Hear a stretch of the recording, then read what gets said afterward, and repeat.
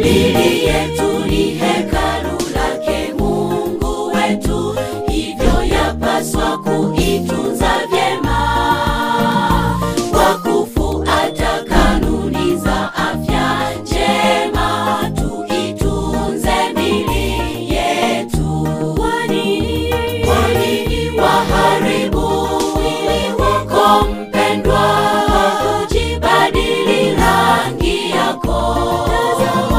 Usoni ni mweupe, miguuni mweusi, we ni mtu wa jinsi gani? Kwa nini waharibu mwili wako mpendwa